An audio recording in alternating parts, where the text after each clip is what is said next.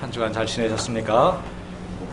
다시 코로나 사태가 또 이렇게 좀 퍼지고 있는 것 같은데 우리 모임을 지켜주시도록 예배를 지켜주시도록 더 간절히 기도해야 될 것 같습니다. 오늘 말씀의 제목은 하늘에 계신 우리 아버지여입니다. 우리 9절 말씀 같이 읽고 기도하고 시작하겠습니다. 시작. 그러므로 너희는 이렇게 기도하라. 하늘에 계신 우리 아버지여, 이름이 거룩히 여김을 받으시오며.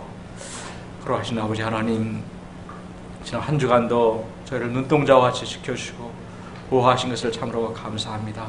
또 무엇보다 이 자리에 예배 드릴 수 있도록 도우셔서 참으로 감사합니다. 이 시간 저희의 마음과 심령을 모아서 나의 하나님, 나의 주님 앞에 온 마음과 심령으로 예배 드릴 수 있도록 성령으로 함께 해주시기를 간절히 기도합니다. 우리 하나님 감사합니다. 우리 주 예수님 받들어 기도했습니다. 아멘. 지난주 말씀에서 우리는 제자들의 비범한 생활에 대해 배웠습니다. 하늘에 계신 아버지의 그 온전하심과 같이 온전하라 하셨는데, 오늘 말씀은 이를 위해서 필요한 구제와 또 기도, 금식 문제를 다루고 있습니다. 특별히 기도를 가르쳐주면서 그 유명한 주기도문을 기도의 모델로 제시해 주셨습니다. 말씀을 통해서 주님께서 저희를 놀라운 주님의 그 기도의 세계로 인도해 주시기를 기도합니다. 그래서 우리 모두가 하늘에 계신 아버지의 그 약속하신 상급을 받을 수 있기를 간절히 기도합니다. 파트 1, 은밀한 구제 1절을 보십시오. 사람에게 보이려고 그들 앞에서 너희 의를 행하지 않도록 주의하라. 그리하지 아니하면 하늘에 계신 너희 아버지께 상을 받지 못하느니라. 1절은 이 경건 생활의 대원칙을 제시하고 있습니다. 여기서 의는 하나님의 뜻대로 하는 착한 행실로서 구체적으로는 위에서 언급한 구제와 기도, 금식을 말하고 있습니다. 이를 행할 때 사람에게 보이려고 하지 않도록 주의하라는 것입니다. 사람은 본능적으로 눈에 보이는 사람들을 인식하고 그들에게서 존경과 인정을 갈구합니다. 딱히 의도하지도 않았는데 자신도 모르게 자신을 드러내고 자랑하기가 참 쉽습니다. 그래서 주님께서는 주의하라고 경고하고 계십니다. 왜냐하면 그렇게 할 때 제일 중요한 하늘에 계신 아버지의 상이 없기 때문입니다. 2절을 보십시오. 같이 한번 읽어보십시다. 시작. 그러므로 구제할 때에 외식하는 자가 사람에게서 영광을 받으려고 회당과 거리에서 하는 것 같이 너희 앞에서 나팔을 불지 말라. 진실로 너에게 이르노니 그들은 자기 상을 받느니라. 구제는 사회의 어두운 그늘에 있는 자들, 도움이 없으면 살아갈 수 없는 연약한 자들, 가난한 자들을 돕는 행위입니다. 신명기 15장 11절에서도 땅에는 언제든지 가난한 자가 그치지 아니하겠으므로 내가 내게 명령하여 이르노니 너는 반드시 내 손 안에 내 형제 중 곤란한 자와 궁핍한 자에게 내 손을 펼지니라 하셨습니다. 어려운 이웃을 위해서 도움의 손길을 펼 수 있다는 것 자체가 참으로 귀하고 아름다운 일인데 여기에 함정이 있습니다. 이 구제를 하면서 사람들을 향하여 여러분 저를 좀 봐주세요. 제가 이렇게 선한 일을 하고 있습니다. 사진도 좀 찍어주시고 SNS도 좀 알려주세요. 이렇게 나팔을 불리기가 쉽다는 것입니다. 이것이 반복되고 굳어지다 보면 어떻게 될까요? 나중에는 구제의 그 동기가 이웃을 향한 긍휼과 사랑이 아니라 자기 의와 영광을 위한 것이 되어버리게 되고 결국은 나를 높이기 위해서 가난한 자들을 수단화하는 꼴이 되어버립니다. 하나님께서는 이런 자들을 향해서 그들은 이미 상을 받았느니라, 이미 상을 받아버렸기 때문에 내가 줄 상이 없다고 말씀하십니다. 3절 4절을 보십시오. 우리 같이 읽어보시겠습니다. 시작. 너는 구제할 때에 오른손이 하는 것을 왼손이 모르게 하여 내 구제함을 은밀하게 하라. 은밀한 중에 보시는 너희 아버지께서 갚으시리라. 내 오른손이 뭘 하고 있는지 이 왼손이 모를 수가 있을까요? 아마 뇌나 척추가 다쳐서 이상이 있지 않은 한 모를 수가 없을 것입니다. 예수님께서 이렇게 말씀하시는 것은 나도 의식하지 못할 정도로 그렇게 은밀하게 하라는 것입니다. 아무도 모를 것 같은데 하늘에 계신 우리 아버지께서 이를 다 알고 계시고 이를 갚아주시겠다고 약속하십니다. 잠언 11장 24절에서 흩어 구제하여도 더욱 부하게 되는 일이 있나니 과도히 아껴도 가난하게 될 뿐이니라. 나의 시간과 물질을 나누어 주었는데도 도리어 내가 더욱더 풍성하게 되고 부자가 된다고 하십니다. 도움을 받는 자들이 살아나는 것을 지켜보는 기쁨 외에도 하나님과 나 사이의 은밀한 기쁨, 세상에 알 수 없는 기쁨들이 쌓여가게 됩니다. 파트 2, 골방의 기도. 5절을 보십시오. 또 너희는 기도할 때에 외식하는 자와 같이 하지 말라. 그들은 사람에게 보이려고 회당과 큰 거리 여기에 서서 기도하기를 좋아하느니라. 내가 진실로 너에게 이르노니 그들은 자기 상을 이미 받았느니라. 당시 유대인들은 아침 9시, 12시, 오후 3시 3번의 기도 시간을 정해놓고 기도했습니다.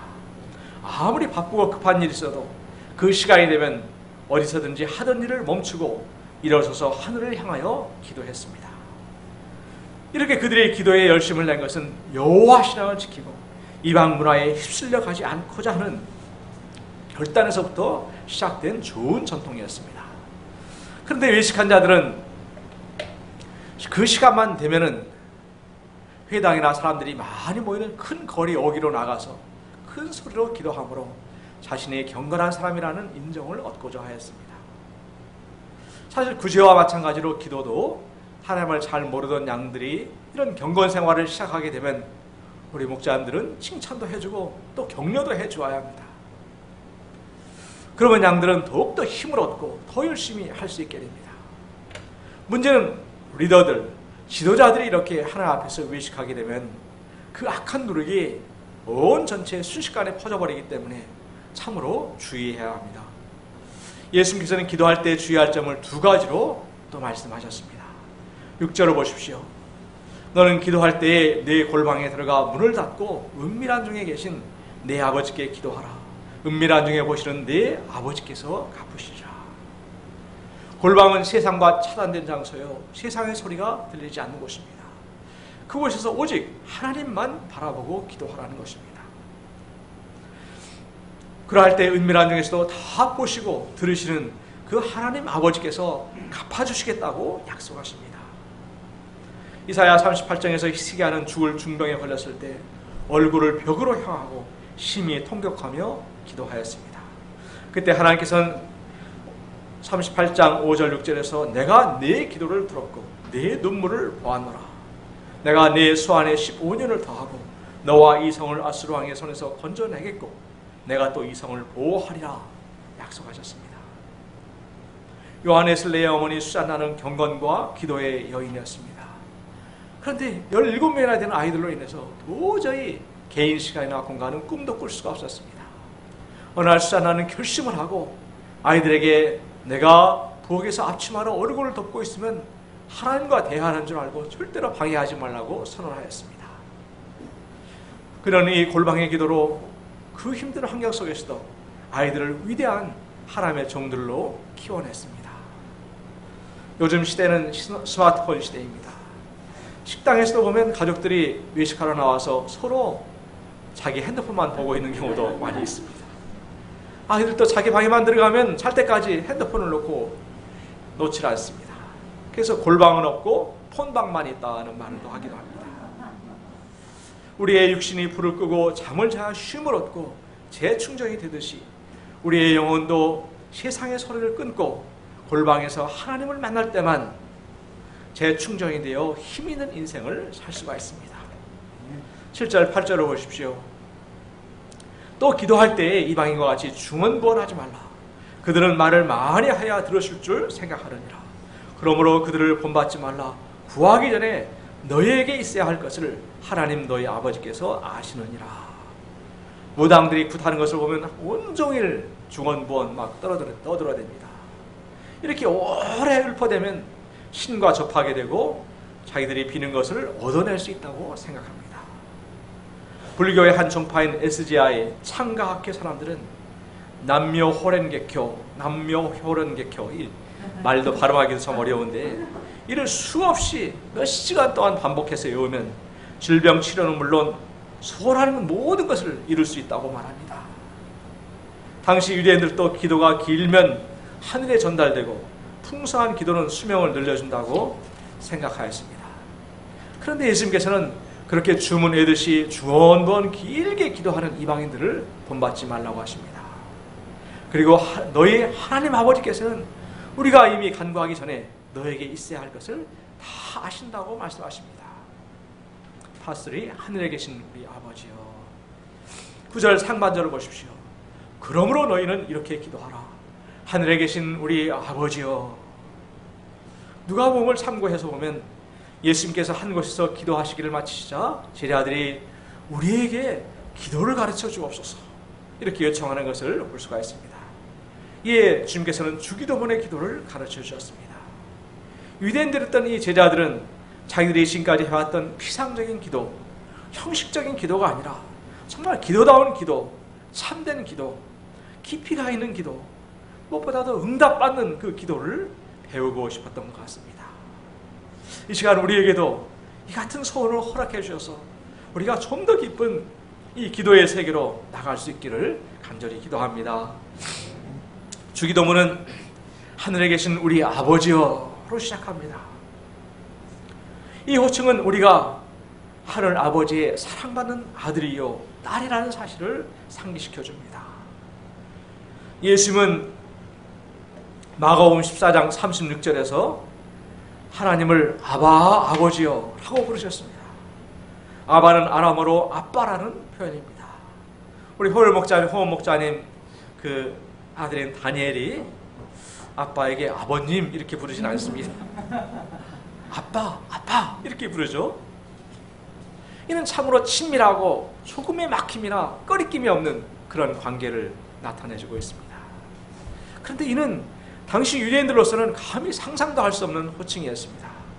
요한복음 5장에서 보면 유대인들은 예수님이 하나님을 친아버지라고 했다고 해서 죽이고자 하는 것을 볼 수가 있습니다. 그들에게서 하나님은 높고 높으신 하나님, 심사관 하나님이셨습니다. 잘하면 상을 주지만 못하면 가차없이 벌을 내리시는 두렵고 어미하신 하나님이셨습니다.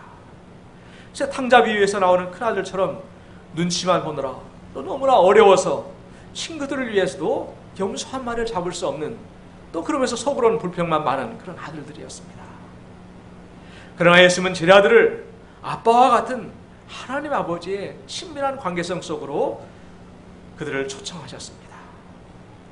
또 예수님은 이 아버지가 어떤 아버지인지 탕자 비유를 통해서 잘 가르쳐 주셨습니다. 이 아버지는 아직도 거리가 먼데도 금방 알아보고 그냥 기다릴 수가 없어서 달려나가서 끼안으면서 반가워서 어쩔 줄 모르는 아버지셨습니다. 돼지 냄새, 돼지우리 냄새, 땀 냄새, 더러운 냄새가 진동하지만 이 코를 막거나 막 이 고개를 돌리지 않고 얼마나 고생이 많았니 하면서 치근히 여겨서 목을 안고 입을 맞추시는 그런 아버지십니다. 무엇보다도 나를 위해서라면 세상에 그 무엇도 아끼지 않으시고 다 내어놓으시는 아버지십니다. 그 증거가 바로 우리 예수님의 그 십자가이지 않습니까? 이 하나님께서는 우리를 너는 나의 가장 귀한 아들이요 가장 사랑하는 아들이란다. 너는 나의 가장 귀한 딸이요 가장 사랑하는 딸이라고 말씀하고 계십니다. 거칠고 내혹한 현실 속에서 우리가 고아처럼 외롭고 한맺힌 그런 인생을 살아가는 존재가 아니라 언제든지 찾고 부르고 도움을 청하면 달려오실 수 있는 아빠가 있는 존재임을 가르쳐줍니다. 시험장에서, 군 광야에서, 면접장에서, 신태양난의 절벽과도 같은 그 상황에서 우리 제자들에게는 이 아빠가 있습니다. 둘째로 이 아빠가 하늘에 계신 아버지이심을 가르쳐줍니다. 이 하늘에 계시다는 것은 장소를 말하기보다는 땅의 아버지와 달리 모든 만물을 있게 하신 근원자이시고 모든 것을 그 뜻대로 다스리시는 능력과 섭리의 하나님이심을 말해줍니다. 우리가 부모로서 이 딸이나 아들들에게 정말 그 심정이 뭔가를 좀 더 해주고 싶은데 정말 능력이 안 되어서 아쉽고 답답할 때가 얼마나 많이 있습니까? 그렇지 않습니까?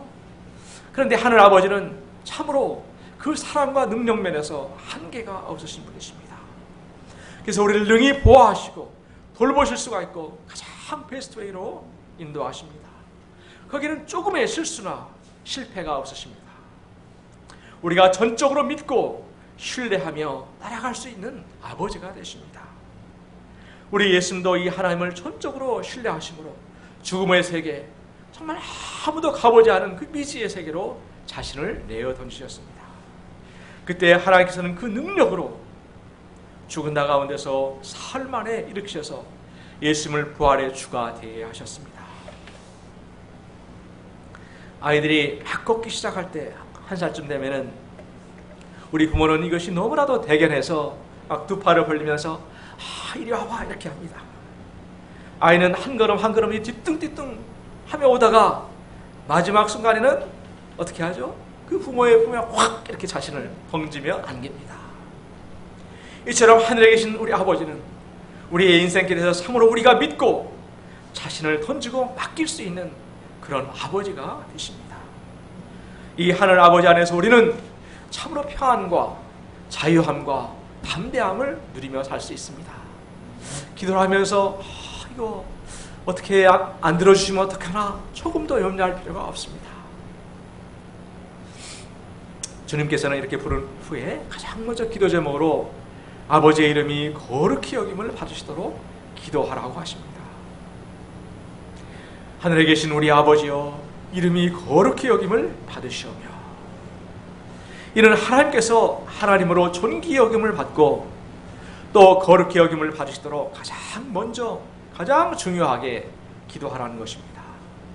이 땅은 죄로 인하여 하나님의 영광이 가리워지고 그 이름이 땅에 떨어져 있습니다.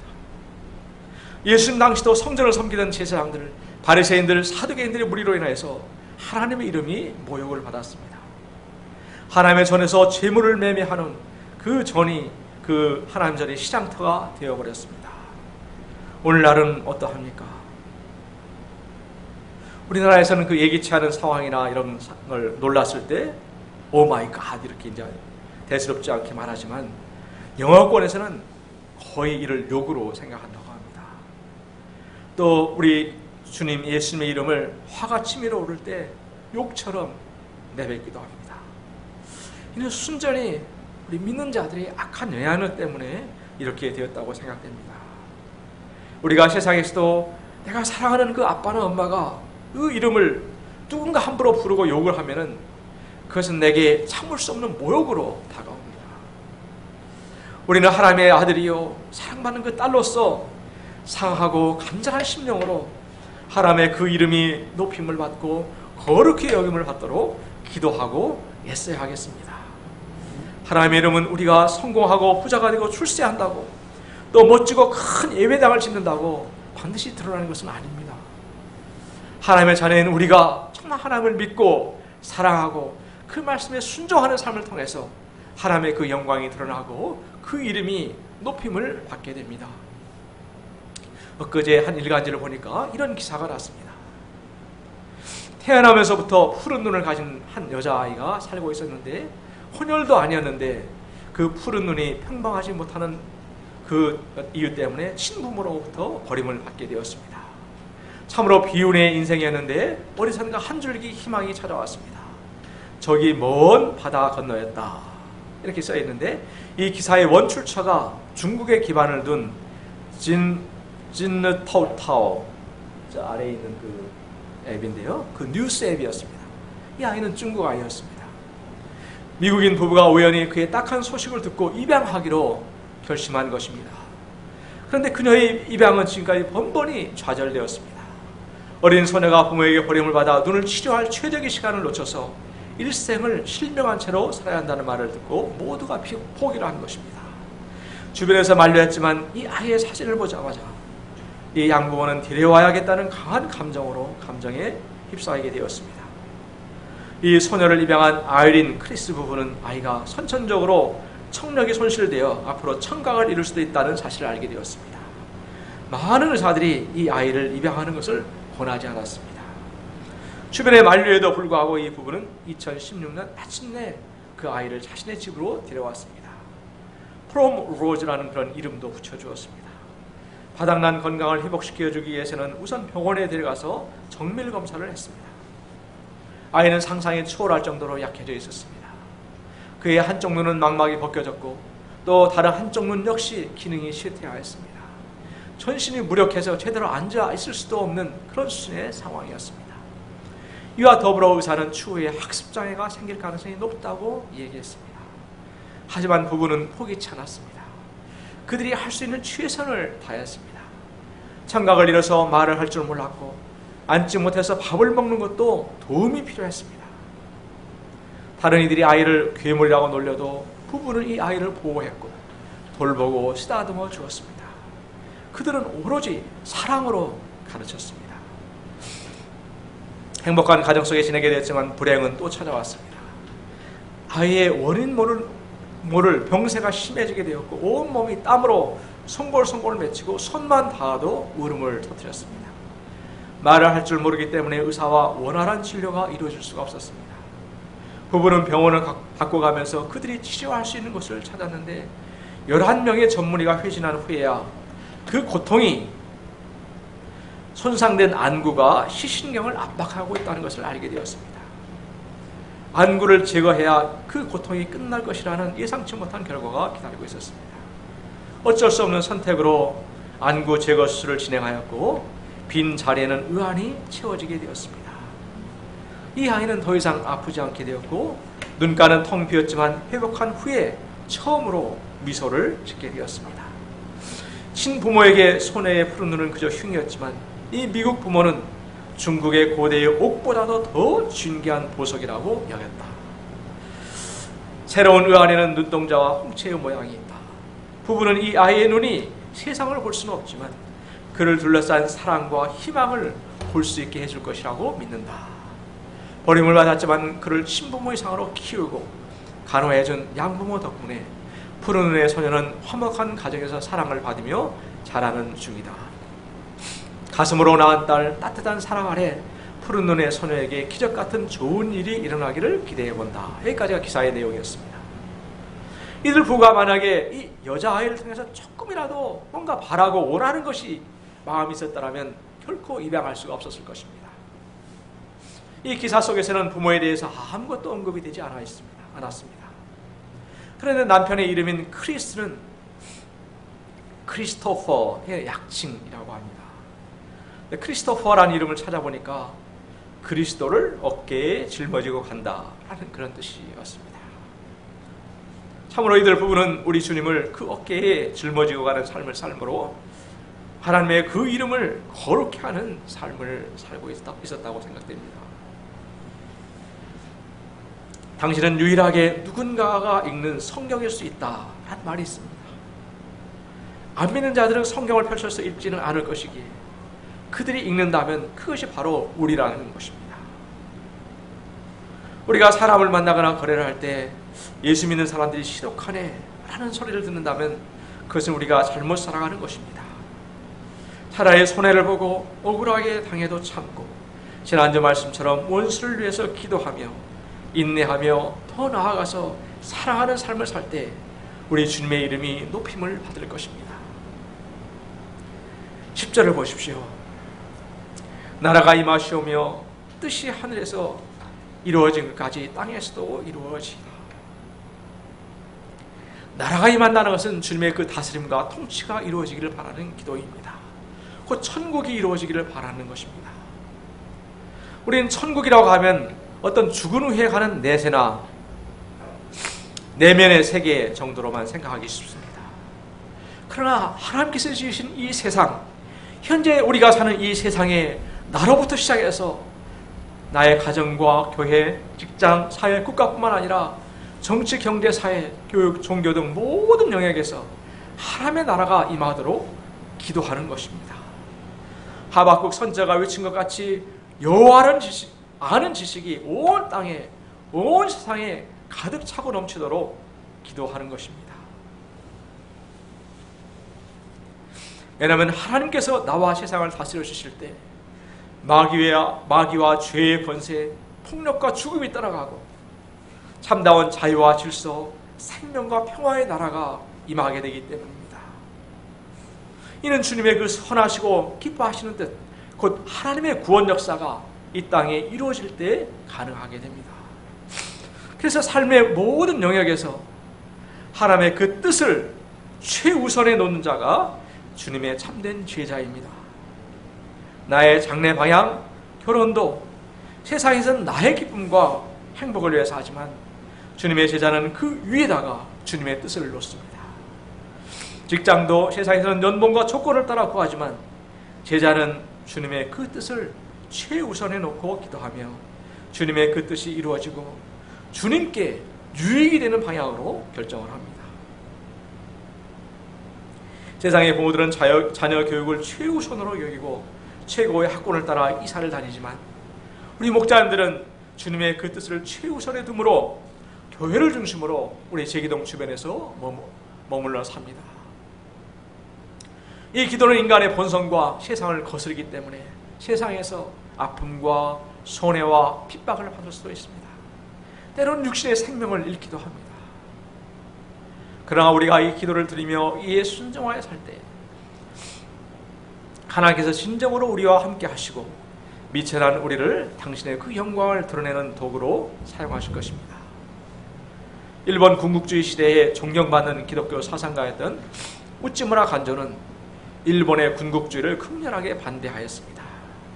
지금 일본이 가는 길은 하나님의 정의와 사랑에 반하는 것이며 심지어는 마귀적이라고도까지 이렇게 하였습니다.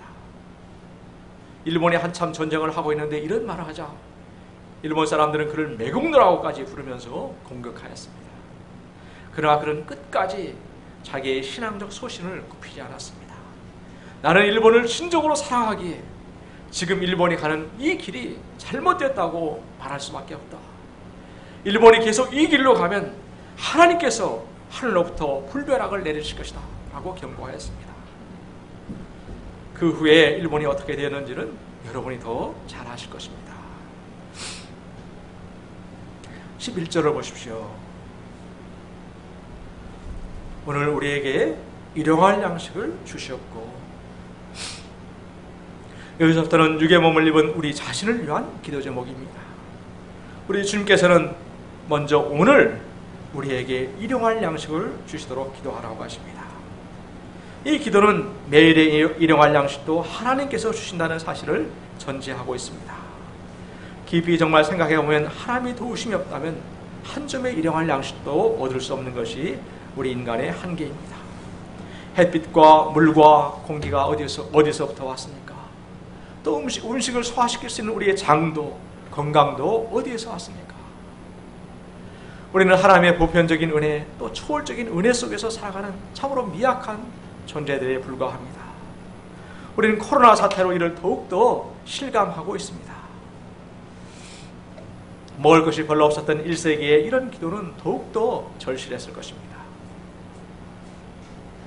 그런데 오늘날 농업과 경제의 발전으로 인류는 그 어느 때보다도 풍족하게 되었지만 여전히 줄이며 기아 영양 부족을 겪고 있는 사람의 수가 2018년 기준으로 8억 2,200만 명이나 된다고 합니다. 2015년에 비해서 오히려 1억 정도가 증가한 숫자라고 합니다. 이는 매일매일 일용할 양식을 주시는 하나님을 믿지 못하므로 내일 모레 글필 것을 쌓아두고자 하는 인간의 탐욕에서 기인한 것입니다. 나뿐 아니라 자식들 대대손손 쓸 것까지 양식을 쌓아두면 좋을 것 같은데 잠언의 아굴의 기도를 보면 거기에 무서운 위험이 있음을 알 수가 있습니다. 우리 잠언 30장 8절 9절을 한번 같이 읽어보시겠습니다. 시작. 곧 헛된 것과 거짓말을 내게서 멀리하옵시며 나를 가난하게도 마시옵고 부하게도 마시옵고 오직 필요한 양식으로 나를 먹이시옵소서. 혹 내가 배불러서 하나님을 모른다 여호와가 누구냐 할까 하며 혹 내가 가난하여 도둑질하고 내 하나님의 이름을 욕되게 할까 두려워합니다. 배가 부르게 되면 자연 마음도 부여해져서 여호와가 누구냐 하며 하나님을 잊어버리기가 쉽습니다. 자녀들도 아빠 왜 우리가 힘들게 굳이 신앙생활을 해야 돼? 반문할 수 있습니다. 물질의 축복이 도리어 하나님을 잊어버리고 버리게 하는 저주가 될 수도 있습니다. 또 누군가는 이렇게 질문할 수도 있습니다. 왜 하나님 우리가 열심히 기도해야 응답해 주시는가? 우리에게 꼭 필요한 것이라면 또 우리가 기도하기 전에 그걸 다 알고 계시다고 하는 하나님께서 미리 응답해 주시면 안 되는가 하는 것입니다. 맞습니다. 하나님은 우리에게 무엇이 필요한지 우리가 기도하기 전에 이미 다 알고 계십니다. 하나님은 우리의 머리털까지도 다 아신다고 하셨습니다. 그런데 우리가 열심히 기도하지 않으면 하나님께서 응답해 주셔도 그것이 그 응답인 줄을 모르게 됩니다. 그저 당연한 것이나 우연한 것으로 여겨버리게 됩니다. 사실 하나님께서는 우리가 기도하지 않아도 수많은 것들, 곧 건강이나 가족, 교회나 친구 등 너무나 많은 복들을 우리에게 주셨습니다. 우리가 그것들을 하나님께서 주신 축복으로 알지 못하고 감사를 드리지 못하는 것이 우리의 문제입니다. 그래서 하나님은 우리가 기도하기를 원하십니다. 하나님 자신을 위해서가 아니라 우리를 위하여 우리가 진정으로 감사하는 삶을 살도록, 그래서 하나님과 사랑과 신뢰의 친밀하고도 깊은 관계성을 위해서 기도하라고 하시는 것입니다. 12절을 보십시오. 우리 같이 한번 읽어보시겠습니다. 시작. 죄 지은 자를 사하여 준 같이 우리 죄를 사하여 주시옵고. 우리가 세상을 살아가는데 또 모임을 섬기는데 가장 힘든 것이 바로 인간관계의 갈등이요, 내게 상처를 준 사람을 용서하지 못하는 문제일 것입니다. 여기서의 죄는 오페레마타로서 빚 또는 부채를 말한다고 합니다. 이 빛은 우리가 살아가면서 주님으로부터 받은 사랑의 빛을 말합니다. 신앙생활은 결국 하나님께서 형편없는 나를 얼마나 참아주셨는가, 얼마나 기다려주셨는가를 깨달아가는 과정이라고도 말할 수 있습니다. 지금도 나를 얼마나 사랑하고 계시는지를 점점 더 뚜렷하게 깨달아가는 것입니다. 자식들도 철이 없을 때는 자기가 잘나고 똑똑해서 사람 구실을 하는 줄 압니다.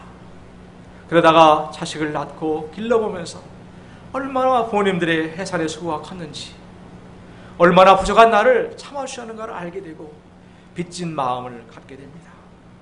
마찬가지로 하나님께서는 철이 없는 나를 모든 상황과 사건을 통해서 그 사랑을 알아가도록 또 철이 들도록 인도하고 계십니다. 그런데 우리가 실제 그 사랑을 깨달아도 그 사랑에 우리가 보답할 수 있나요? 그 사랑의 10,000분의 1, 아마 100,000,000분의 1도 갚을 수가 없을 것입니다.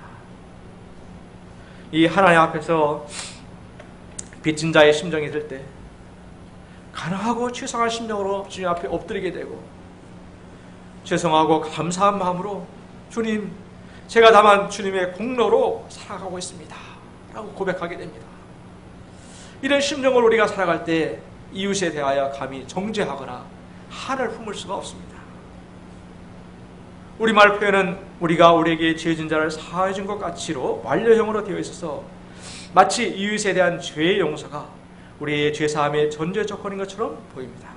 그러나 본래 주님께서 말씀하신 원어의 시제는 이 두 가지가 같은 시제이고 두 행동이 동시에 일어나는 것을 표현하셨다고 합니다. 곧 내가 하나님께 사랑의 그 큰 빛을 진전하는 것을 아는 순간 나의 이웃, 나의 상처를 준 이웃도 용서하게 될 수 있음을 말하고 있습니다. 13절을 보십시오. 우리를 시험에 들게 하지 마시옵고 다만 악에서 구하시옵소서. 나라와 권세와 영광이 아버지께 영원히 싸움나이다. 아멘. 여기서 시험은 템테이션으로 유혹을 말합니다. 마귀는 영악하여서 우리의 약점을 너무나도 잘 알고 공격해옵니다. 우리 스스로의 힘으로는 도저히 이길 수가 없지만 우리가 기도함으로 겸손히 하나님의 도우심을 구할 때 우리도 예수님처럼 승리할 수가 있습니다. 예수님은 이 주기도문을 우리가 주문처럼 외우라고 주신 것은 아닙니다. 우리가 유대인들이나 이방인들과 달리 신적으로 우리가 구해야 할 것들, 반드시 포함되어야 할 기도 제목을 알려주신 것입니다. 여기에는 따라서 우리를 향한 주님의 그 간절한 마음과 그 소원이 담겨져 있습니다.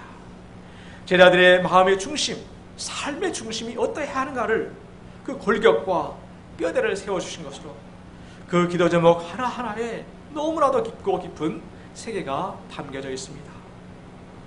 그래서 우리가 참 기도를 배운다는 것이 참으로 쉽지가 않은 것 같습니다.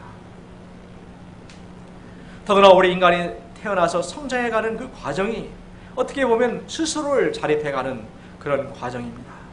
그래서 그 과정에서 나에 대한 신뢰와 교만이 자연히 쌓이게 되므로 겸손히 내 뜻과 내 자신을 비우고 기도하며 그에 순종하기가 참 쉽지가 않습니다.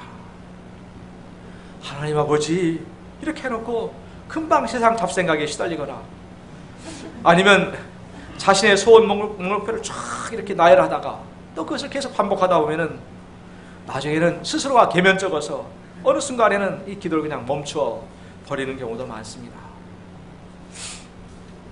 그러면 도대체 우리는 어떻게 기도해야 되는 걸까요? 너무나 바빠서 기도합니다.